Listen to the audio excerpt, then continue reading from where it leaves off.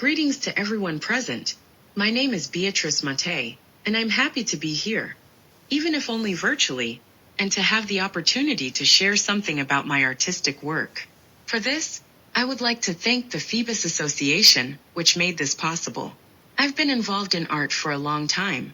Throughout my artistic journey, I've alternated between figuration and abstraction, seeking a form of contamination between these two modes of expression. Currently, I work using photographic matrices, mainly faces, which I elaborate and apply onto canvas. I then intervene with painting, using acrylics and enamels.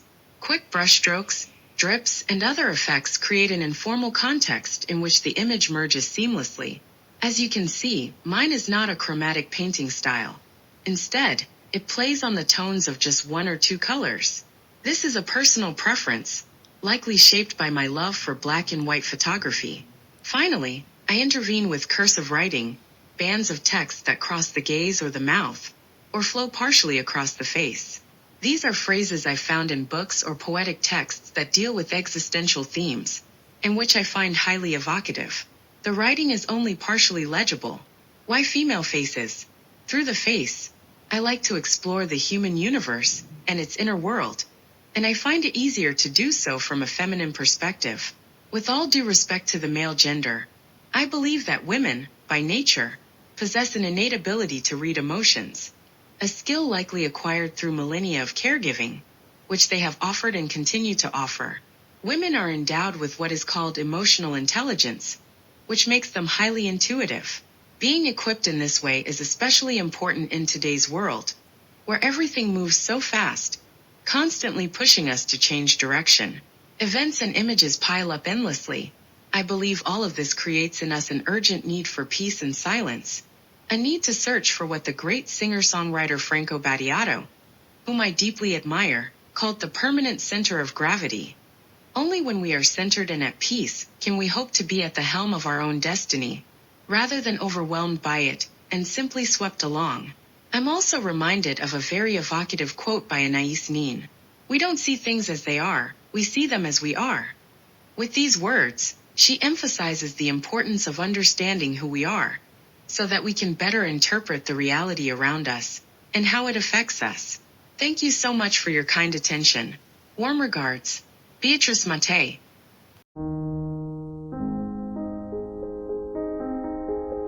Love. You enter love with your eyes closed. It's been like this since the dawn of time. Is it a leap into the dark or into the light? Like a pink cloud, the feeling envelops us, caresses us with sweetness hoped for, longed for. The different muse, she stands there, as if enchanted by a distant memory. The pose is relaxed, a little romantic and very sensual. But she still doesn't know towards whom she will blow that breath of hers, a source of inexhaustible inspiration.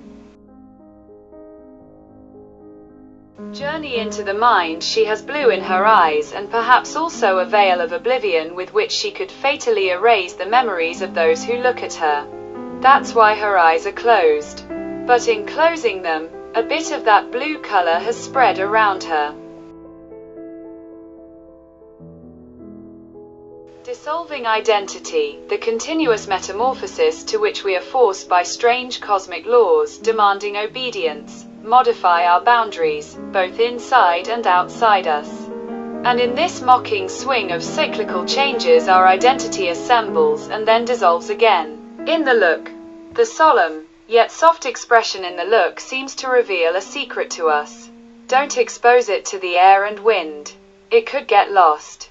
It is written as if it were a tattoo on the shoulder line, and tells us that everything we feel is an opinion, not a fact.